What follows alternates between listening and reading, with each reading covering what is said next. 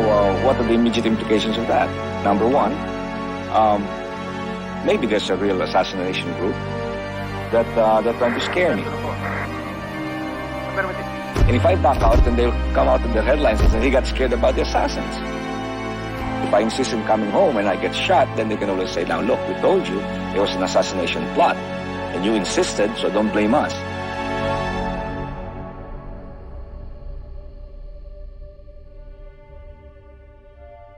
I am going back to the Philippines, and if I have to go back to jail, so be it.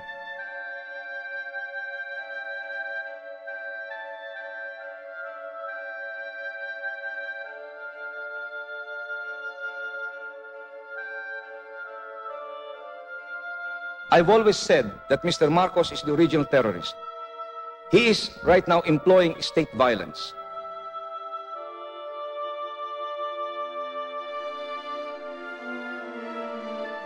If we use violence against him, he will only justify the use of more violence against us.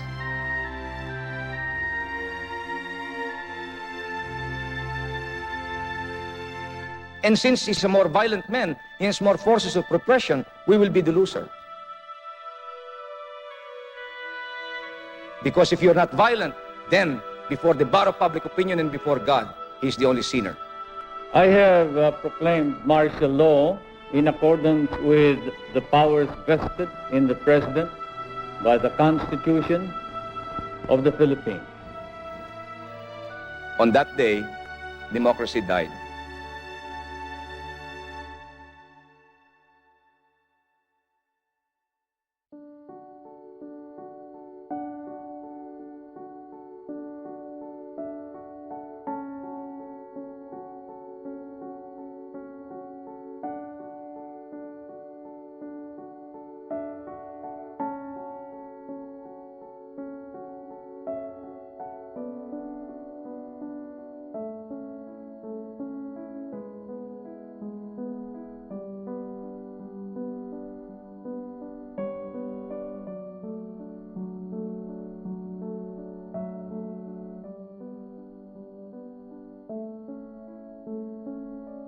I grew up in New Manila. Every afternoon, I would bike kasama ng mga street boys until dinner time. Palagi akong nakabuntot kay Papa. He was always attending to the needs of the people. I knew then I wanted to be in public service like him. Ninoy lost his father when he was 15, so he felt he had to do something on his own to show that, I suppose that because he loved his father very much, and he wanted people to know that he took a lot after his father and that he was willing to risk many things. He was blessed with many talents. He wasn't a student in the real sense of the word. He read, but he did not read probably the books that were meant to be read in school. When I was 17, I joined the Manila Times. My job was to run errands for the newsmen. I'd pick up and deliver copies for them. I read and read and read what they wrote and learned to write on my own. Soon, they needed somebody to cover the Korean War. Siyempre, nagpresenta ako. I hopped on the next military plane for Korea. Ninoy took risks. Well, starting, I guess, when he went to Korea, when he was only 17. There was a great danger that he could be killed there or injured, but he wanted to do something different, something unusual for a 17-year-old. President Ramon Magsaysay, who I met during my days at Manila Times, asked me to broker the surrender of communist leader Luis Taruc. Taruc has been fighting the government for like 20 years. I acted on it immediately, and I was able to negotiate his surrender. We never applied for a political asylum. And Ninoy always told me, this is something very temporary, and eventually I'll have to go home.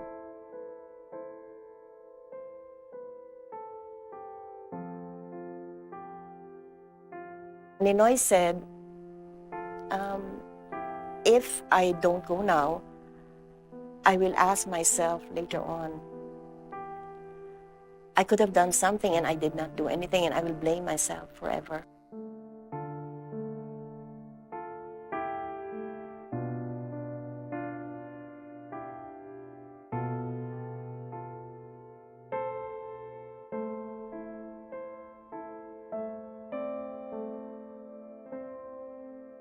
The night before he left, I really couldn't sleep, and it was August. He left August 13, so August 12. And August is a summer month, but in Boston, sometimes it gets cool. And sabi ko, Ninoy, I can't sleep and I have chills. And sabi niya, Ninoy, I'm really worried. Sabi niya, Cory, we've talked about this for a long time. I know, and it's just that I wanted you to know how I feel.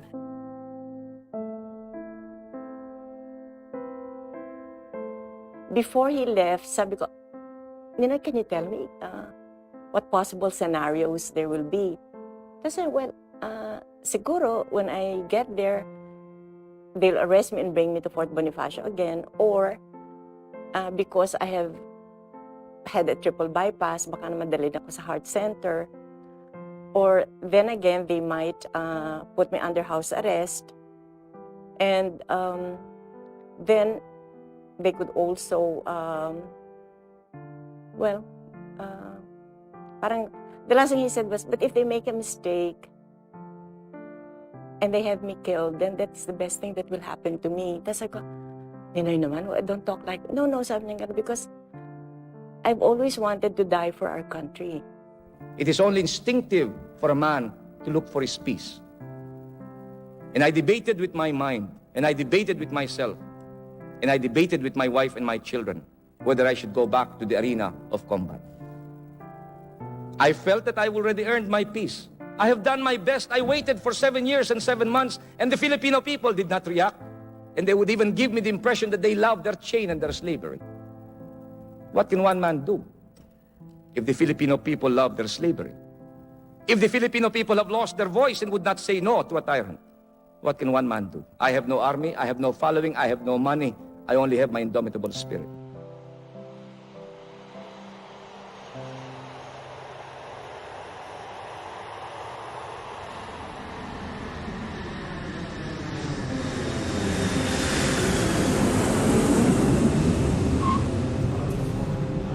Much as my family would have wanted to go home with me, I had to tell them no. Masyadong delikado. It will draw too much attention. Cory would have been the perfect travel partner, of course, but not under this circumstance. Ours was not a perfect marriage, of course, but I believe that he brought out the best in me, and I think I brought out the best in him. Because Ninoy and I were one.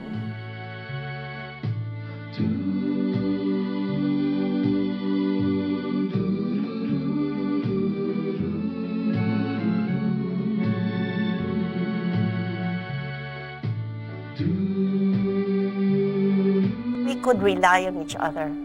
That no matter what happened, he'd be there for me and I'd be there for him.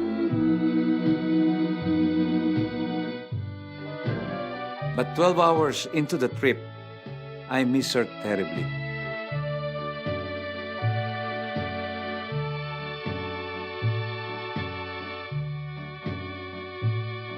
Everything just went according to Ninoy's plans.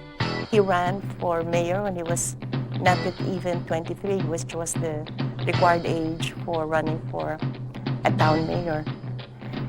He also loved people. He was such an extrovert.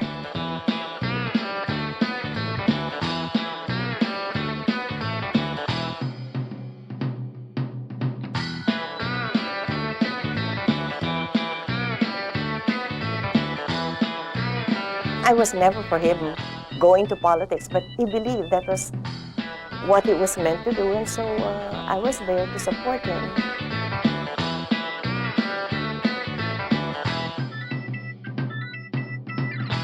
He enjoyed being a politician.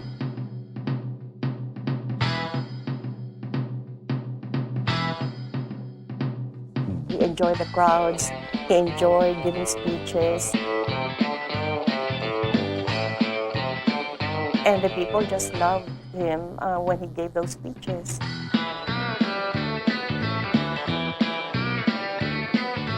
Ninoy Aquino has confirmed that one of the youngest. Nung tumakbo ko sa Senado, ibang labanan. I had to reach out to the whole nation. I even used a chopper to make grand entrances. Kailangan talagang mag-gimmick.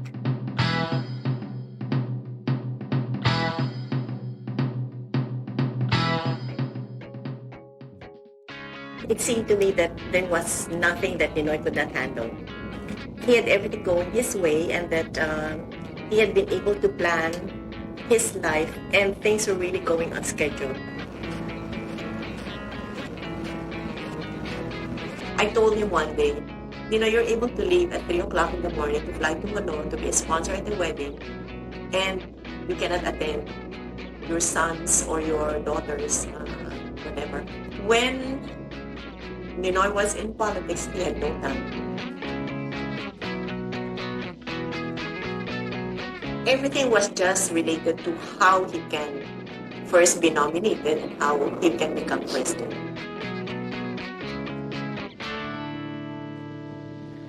The big event that he was waiting for was the presidential elections in 1973. But lo and behold, I guess God had other plans.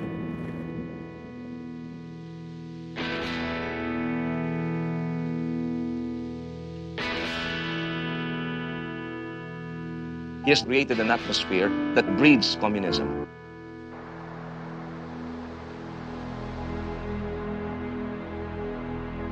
He has done more harm to himself and to the country by doing this. Ninoy felt that there should be a third alternative. Marcos used to say, if you don't choose me, this country will go to the communists.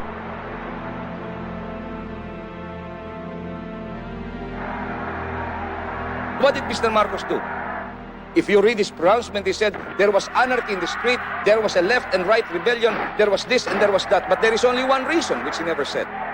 He wanted to prolong his stay in Malacanang sapagkat napakasarap. Marcos has now full control of the whole country as he has assembled all the running for a third term. Don't you think that 2 terms is enough for any man?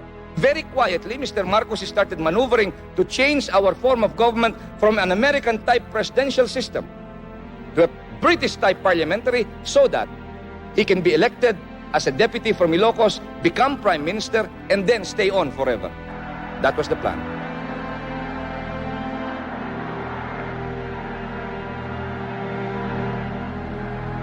You have witnessed the events of the last year.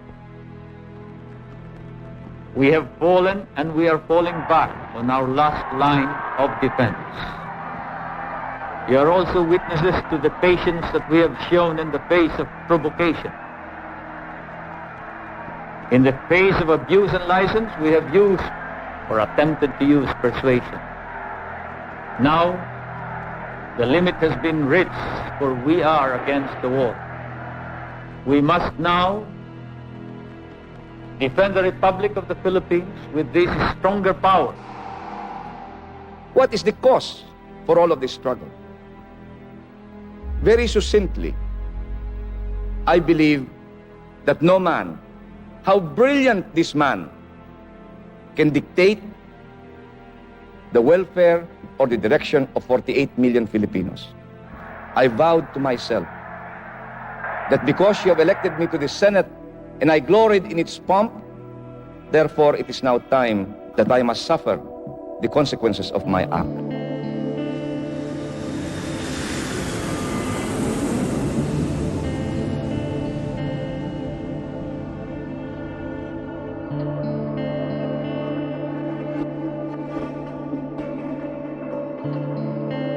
Hello, Dave. I'm at the airport and I cannot leave America without saying goodbye to you and expressing to you my deepest gratitude. Look, our prayers are always with you for your safety and success and freedom of the people, okay? Okay? Now, this is the latest statement that I can give you. Yeah. My source is Cardinal Sin. Yes. Number 1, Marcos checked in at the kidney center. Yes. They did a test, He flunked all tests, and the conclusion was, if they operate on him, it would be fatal. So he went back to the palace. He's no longer responding to medication, and he will have to be hooked up to the dialysis machine now more often. How he will last with that machine on, I don't know. Apparently, they are now moving to put in Imelda, ineffective control. Yeah. But it's a matter of time, so he wanted 3 weeks to collect his thoughts, write his memoir, complete his book, and most probably craft the final stages of his administration. He's a man now, terminal, he knows he's going, and that's the background that I'm coming in. Any indication from the U.S. side that there might be somewhat helpful or cooperative, or absolutely nothing? No indication, except that they're watching me. Of course. They're following all my steps. God be with you. Thank you. Ninoy, huh? Bye-bye.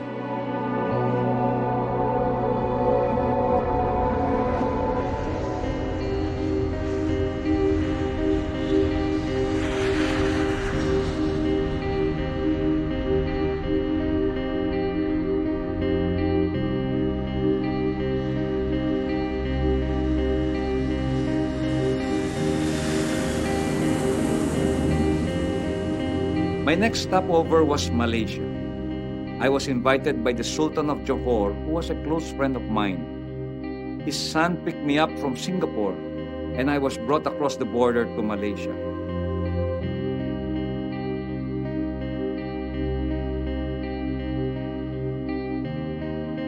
I shared my plans with the Sultan and to some of his friends and allies who joined our meeting.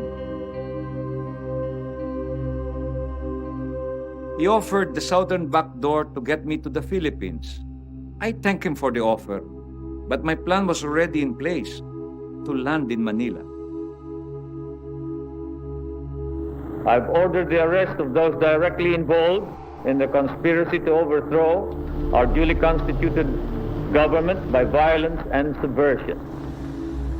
Ninoy had been arrested early morning of September 23, 1972, while they were having a meeting in the Hilton at the time. He called me on his radio phone. There were no cell phones at the time. And he said, Cory, pupunta ngayon ako sa krame. And I said, bakit? At saka mo na malalaman. Mr. Marcos arrested together with us in the Senate most of the leaders in the Constitutional Convention. All of those opposing him went to jail with us. It was really just so awful. And I thought, oh, this is just the beginning and what's going to happen next? And Mr. Marcos said, I declared martial law to save democracy. But by saving democracy, he killed it. That was the beginning of a long detention period of 7 years and 7 months. In the beginning, it wasn't too bad. Like, every day we could visit for 1 hour. He was no longer in control of his life. And one man was deciding everything for us. And in the beginning, we were both, well, maybe you could say we were complaining, why is this happening to us? Okay, we're not saints, but definitely we're not the big sinners that other people are. And yet, they're free to do their own thing, and here we are, having to suffer this. And I often ask myself, bakit ka pa nagpapakahirap dito? In 73, a high official of the government asked me, endorse mo na lamang ang New Society, Ninoy. Ayos na. Ilalabas na kita. When I refused, they advised me, sumulat ka na lang kay Marcos. Ask for his forgiveness. O ano naman ka kung kasalanan ko? Ay siya nagkasala sa bayan. Bakit akong hihingi ng tawad? I want to prove to Mr. Marcos that not only comfort and material things are the demands of the flesh, that there is an indomitable spirit that will be willing to take any sacrifices for our people. What was going on in Ninoy's mind and heart was something not easily visible or felt by those who did not know him. But I could, in fact, sense the tremendous change, not only going on in his mind and heart, but also in mine. One of the greatest problems of a prisoner is loneliness. For 7 years, I was not allowed to see the moon and the stars. There were days where they left me all alone by myself. I had no reading material. I had nothing. I was twiddling my thumb. I would walk and walk and walk across my room. Just a room of about 4 meters by 5 meters. Hoping that I'll get tired. And then when I get tired, I will fall asleep. Knowing that tomorrow will be the same. It was a learning process for him, learning to live in solitude and just being shut away from what the world was when he was such an extrovert. Kang ganon, be practical. Talagang ganun Makibagay ka na napakalakas ka ng bagyo Ikaw lang ka mahihirapan diyan. Mag-isa ka diyan. Hindi balik ang ganon. Kung ayaw mo nang sumulat, tumawag ka na lang sa telepono, ibulong mo na lamang, ayos na. I would like to tell you that I was tempted in my almost 7,285 days in prison to do just that. I am only human. Ako po isang tao lamang. When my wife and children would visit me and they would leave me at dusk after 1 hour, I also would like to enjoy the embrace of my children and the peace of my home. During his incarceration, where Ninoy had spent the most time with his children. Because before that, he was just so busy, and he would come home late at night, or maybe leave early in the morning, and the only time we had together with the children would be Sunday, because I made that a rule. Parang he felt a little guilty na when he had all the time, when he was free, he could not take them out, and here they were coming. And I said, oh, kalimutan na yun, anyway, they're happy to be with you. And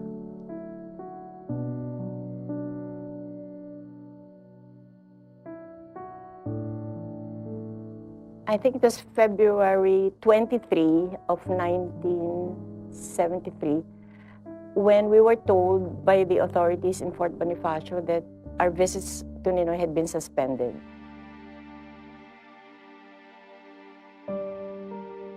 They brought me to a mountain hideout in the Sierra Madre and placed me in a box. I had only my brief and my t-shirt. I refused to eat because I thought they were poisoning me. There was nothing in the room, barely nothing. And I had nothing to do but twiddle my thumb. And for the first time in my life, I heard the ticking of every second, and I was counting every second into minutes. And as the minutes marched into hours, and the hours into days, and days into weeks, I knew what loneliness meant. It was April 8 or April 7, the Supreme Court came out with this decision appealing to the authorities in Fort Bonifacio to allow Nena Diokno and me to visit our husbands. Colonel Ramos, who became General Ramos then, and he said, yes, we will take you to where they are. We couldn't tell anybody. Before leaving Makati, I passed by my parents' house, and I told my father that makakabisita yata kami kay Ninoy, pero hindi pa sinasabi kung saan. Then I told my younger sister, Pasi, Pasi, can you give me a tranquilizer? Dahil hindi ko alam kung sa kami dadalhin sige, ito. Then she gave me a tranquilizer, which I thought was similar to mine. So we went, and when we got to Fort Magsaysay, the lieutenant who accompanied us, Lieutenant Bueno, he was telling us that the Dioknos will go first, and then after 30 minutes, the Aquinos will go. So, nauna nga yung mga Diokno, and when they were coming out, nagulat kami dahil umiiyak yung mga daughters ni Nena. And we were surprised because alam naman na hindi naman iyakin yung mga Diokno. No? And so,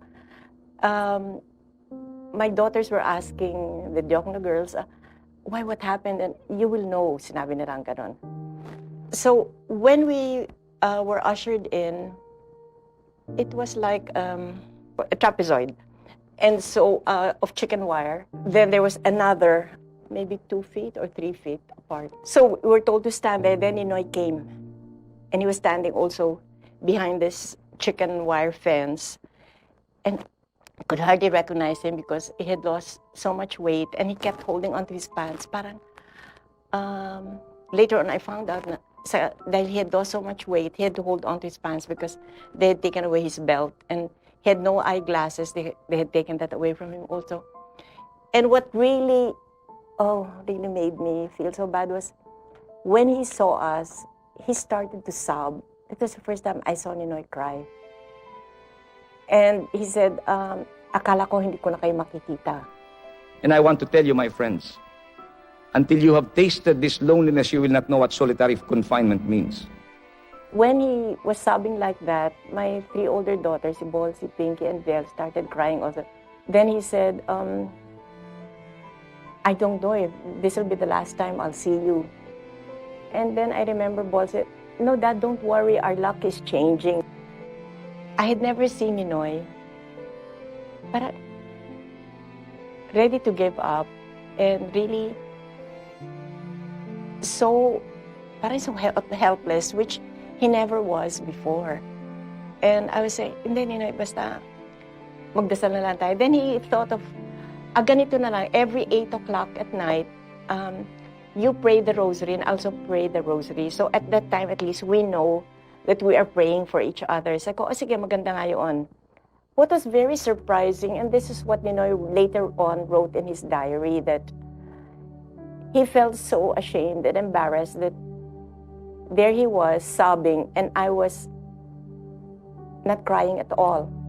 Of course, I didn't tell him until much later, Ninoy, binigyan ako ng tranquilizer na pala doble nung dating kino. Kanya talagang, parang ang tapang-tapang ko talaga. No tears, nothing. And I'm glad that at least at that time, parang one of us was still able to talk. Maybe it took, I would say, almost a year and a half or close to 2, when we finally accepted the fact that, yes, maybe we have not sinned or have not been as terrible as other people, but let us think of Jesus Christ, who certainly did no wrong, and yet he had to suffer and die for our sins. I knew early on, and I discovered that there is a God who is just. Na merong isang Panginoon na ibibigay sa atin ang ating kagandahang ginawa at paparusahin tayo sa ating kamaliang nagawa rin. It is because of that faith in my divine Creator that sustained me all these years. All I had to do was call for a telephone that was outside my room. All I had to do was pick it up and tell Mr. Marcos, Brad, tapos na, ayos na, I'm throwing the towel. If Ninoy had gone through maybe just a short time in detention, he would not have become the person that he became. Before martial law, I believe in God. I mumbled the prayers like any other Catholic in the Philippines. But it was skin deep. You know, more or less superstition yun eh. But when I was brought to Laur, where I had my real great spiritual crisis in Laur, I started from the beginning and I disowned God. In Ninoy's case, I think it really grew roots, and he really learned from that very difficult experience. But the best thing that happened to both of us, that we really became that much closer to the Lord, and that we believed that whatever happens, the best thing to do is to just entrust yourself and all your problems to the Lord. So you should not lose faith. You know, this will all come. Magtanim ka at anihin mo. Gumawa ka ng mabuti, iyo rin. Gumawa ka ng masama, iyo rin. And the Lord said, vengeance is not yours but mine. In His own sweet time, aabutin niyo. That's why, to me, the greatest book that I've discovered here in my imprisonment is the book of Job. Yes. I keep on reading and reading the book of Job because I feel that this is where the Lord taught mankind how to take adversity and vicissitudes. Diyan ka masusubok. And it's really very enlightening. And yet, kung hindi ka mabibilanggo, hindi mo ma-appreciate eh. You'll never really appreciate. I've read the Bible when I was out, but I really never appreciated it until I got in. And for which reason, I'm happy na nangyari na ito. Nangyari na eh. Pero I think I'm a better human being now. I can look at problems more objectively.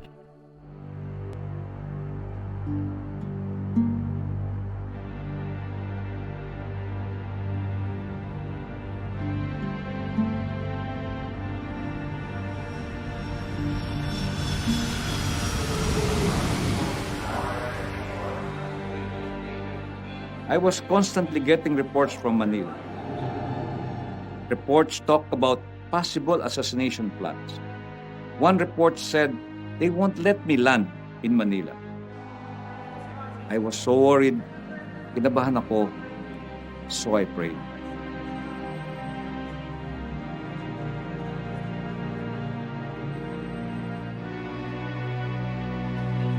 The ground personnel of the airlines gave me and my passport a long and suspicious look. Naku, ito na, sabi ko, dali na ako. Nakahinga ako talaga when they gave me a boarding pass and sent me away. Cory, wala tayong chance dito. This is martial law. And only one man makes the laws. They wanted me to fix deep in my mind that this is a no-win situation. Many witnesses were paraded before me. I never saw them in my life. And yet they were pointing fingers at me, accusing me of crimes I never committed. They admitted to crimes. They said they were communists. They said they were number 3 in the communist hierarchy. And yet the government set them free, and I was in jail. Senator Tañada told me, alam mo, Cory, dahil ayaw mag-participate ni Ninoy, he can be sentenced right then and there, and there's nothing we can do. Because if he does not want to participate, then that means he's not going to object to whatever.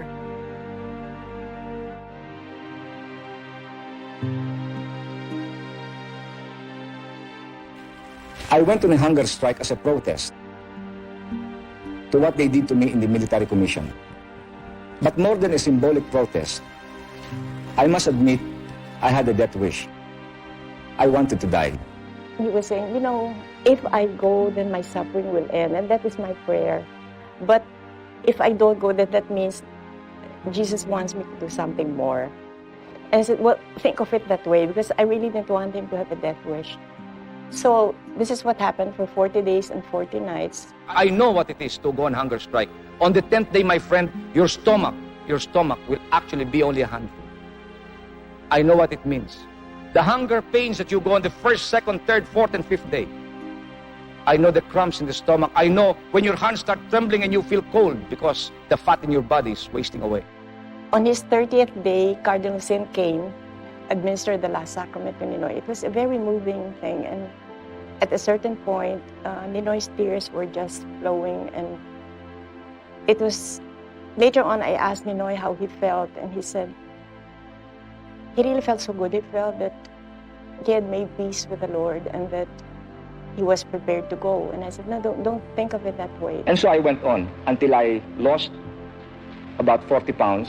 From 163, I dropped to about 127. And then I was rushed to the hospital. My mother cried, and my wife, naturally, my children, but I was determined. I felt that I've served a full life, and it was time to go. But somehow, on the 40th day, I was struck by that letter of Father de la Costa to me. And he said, do you think by trying to die you are being courageous? He said, you're not being courageous, you're a coward. It is more courageous to go on living. You're opting out. You're escaping. And it's an act of cowardice. To continue living and to continue fighting. He said, it's more courageous. And ultimately he said, if you believe in the divine will, do not interfere with his will. Let his will be done.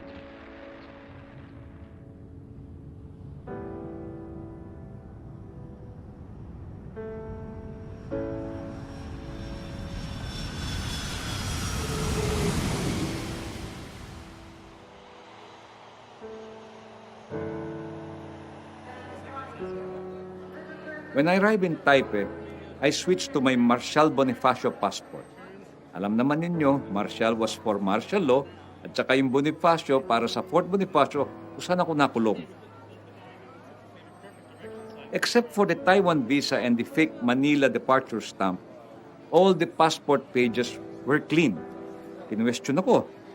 I told him, walang direct flight to Taipei kaya duman pa ako sa Hong Kong.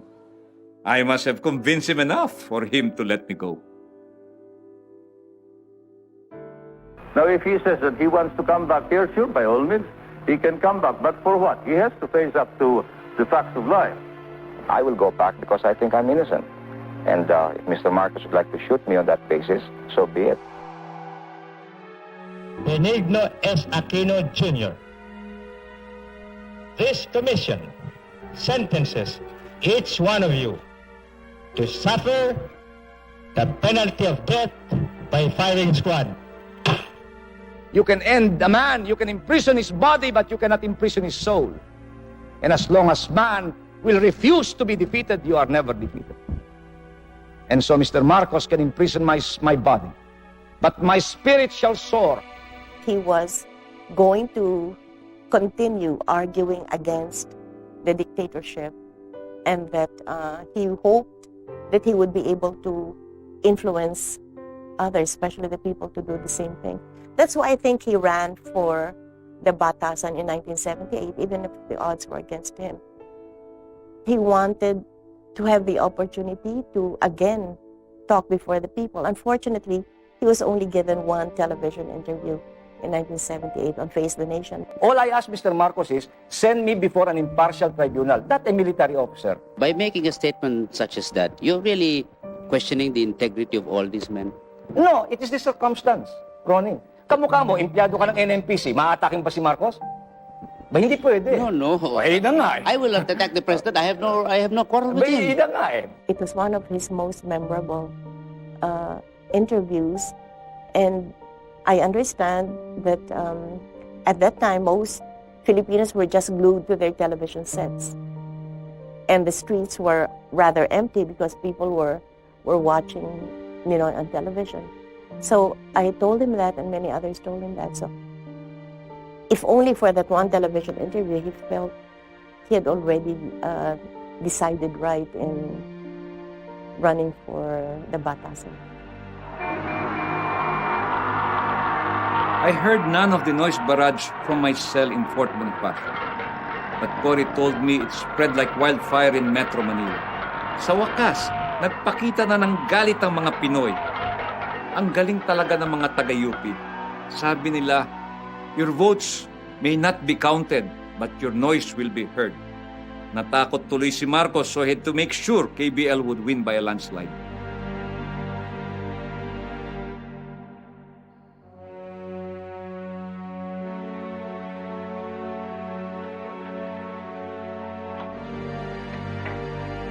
Part of the plan was to gather members of the foreign press to join me in this last leg of my journey. They would serve as a foil, para na ring bodyguards, and their presence might just deter any evil plot. At kung may mangyaring masama sa akin, they would let the whole world know. You have to be very ready with your hand camera because this action can become very fast. Yes. In a matter of 3-4 minutes, it could be all over, And I may not be able to talk to you again after this. Now, I am taking some precaution. I have my bulletproof vest, hoping that will be some kind of a protection. But if they hit me in the head, there's nothing we can do there. I can only be protected from here to here. You see, this is the latest bulletproof vest that I will be wearing.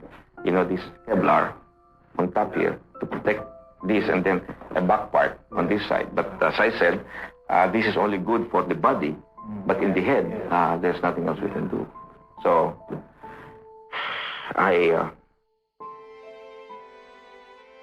He is not that important.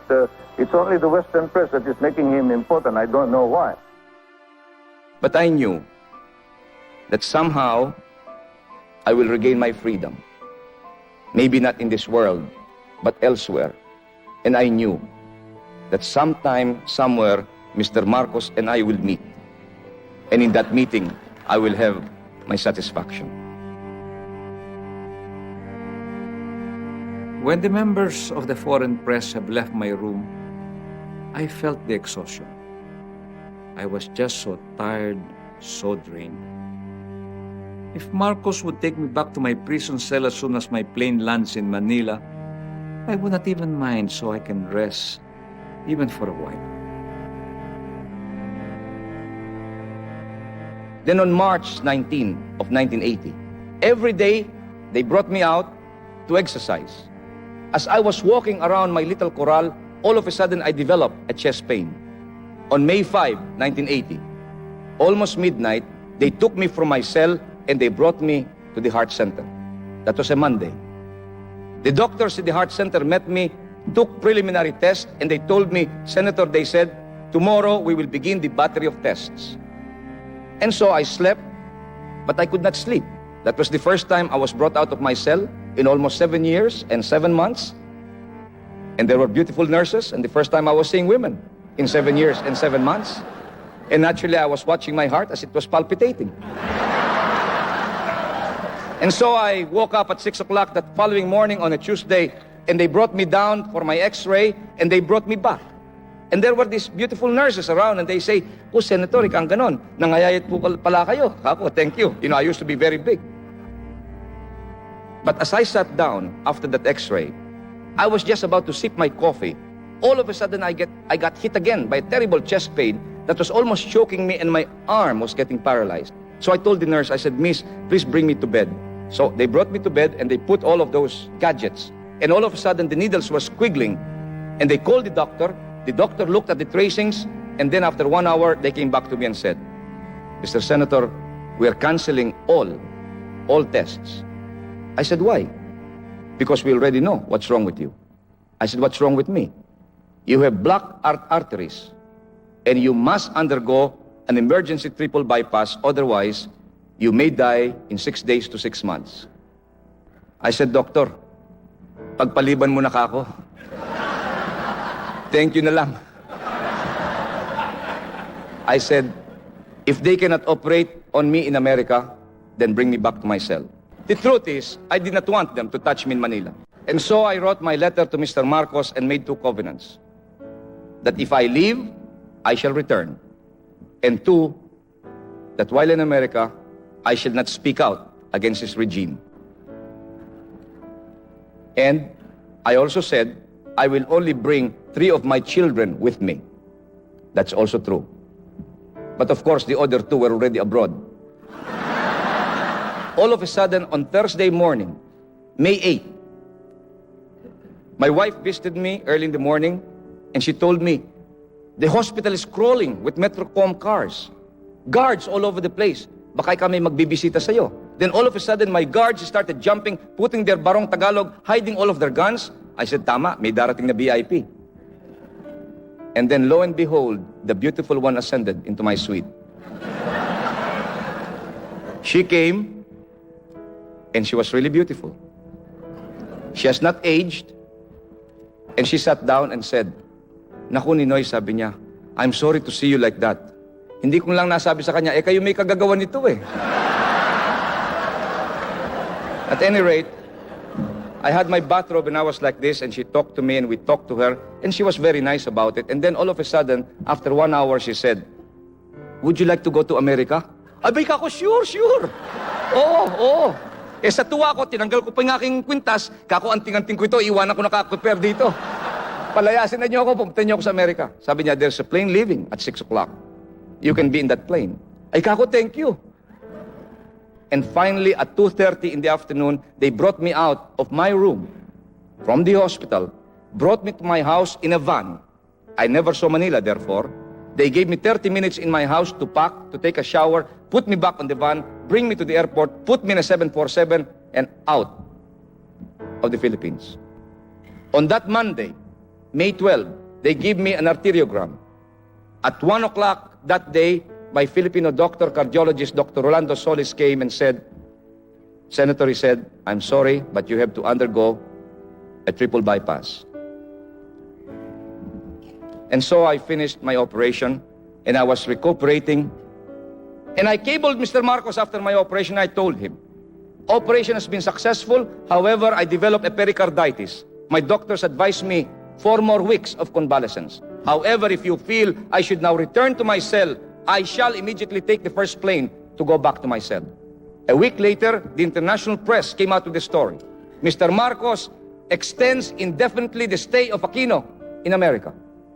On the basis of that report, I wired Harvard University and I said, I am now ready to accept the fellowship that you offered me. And Harvard University extended the invitation again to become a fellow at the Center for International Affairs. And that's the story. So when we were in California for a month for his recuperation, every night and every day, Filipinos would be coming around. And I was telling Ninoy, can't you just forget about this for a while? And, this is the first time that we're able to have some kind of normalcy in our lives. Let's, just enjoy this. But of course, I guess once out of jail, he is again boss and he has to be just doing his thing and talking to all of these people. But when I was convalescing, and I was receiving hundreds, thousands of letters from all over the world, America and the Philippines, Filipinos sending me $5 and $10 to help me in my hospitalization, sending me little money, token of money for my fellowship in Harvard. There was one underlying note in all of these letters. We waited for you for 8 years. Will you now abandon us? That's why I really like Boston. During the first year, he was just so happy there. And in fact, he used to tell so many of our friends, oh, this is paradise. And I never dreamed I could go to Harvard. I refer to those as the 3 happiest years of my married life. He was also helping in the house and he did a lot of driving. It was really delightful that finally we could say anything that we wanted and that we were having a very peaceful life. He wanted to be where the action was. He was determined to return, but not to lead any fight against Marcos, anything engaged in bloody matters. But he wanted just to have a chance to talk to Marcos and hopefully to convince him that now is the time to return to democracy. And so I told my wife, much as we have found our peace and our freedom, I will have to return to combat.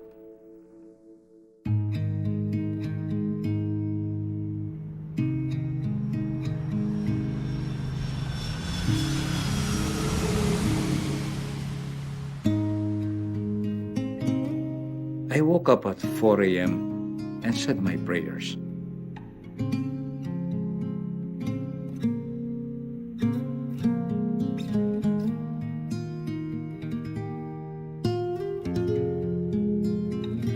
Then I phoned Cory. She read to me some passages from the Bible.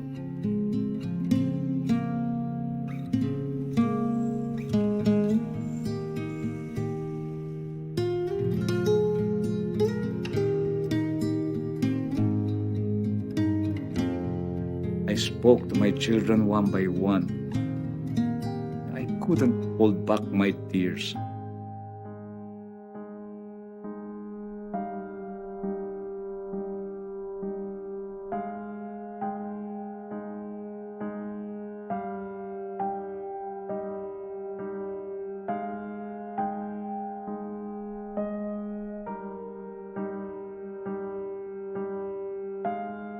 Then I wrote a letter for all of them.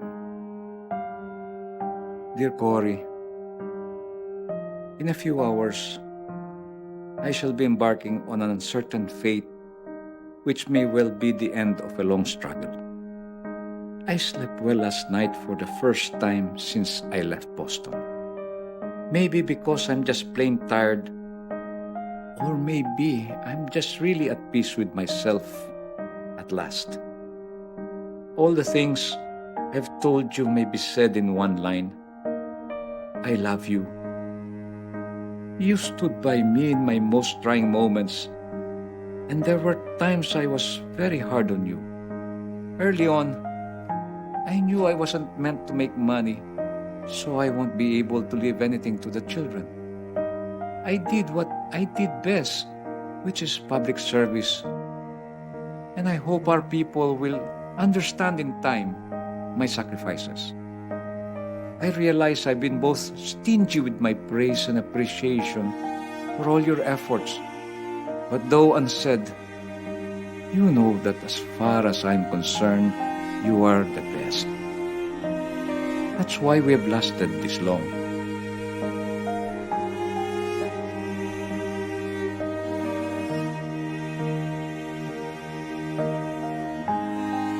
If all goes well, I should be back in my cell before sundown.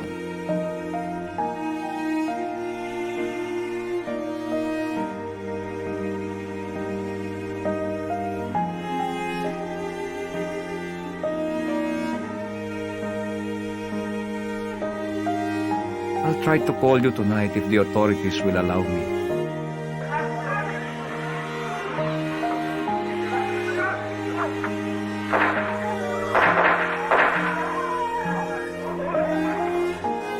Otherwise, just remember me in your dreams.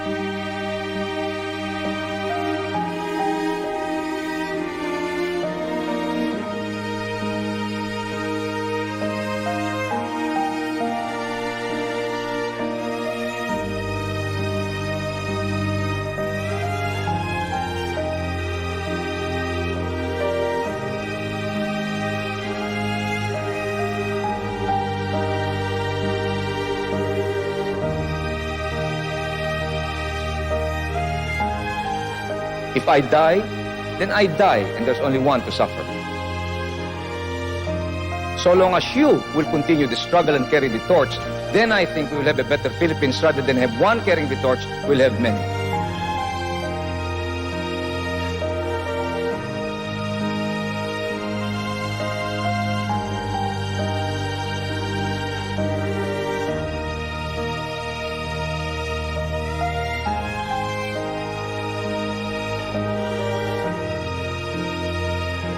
We should not depend on one man. We should depend on all of us. All of us are expendable in the cause for freedom. And therefore I say, stand up now and be a leader. And when all of us are leaders, we will expedite the cause of freedom.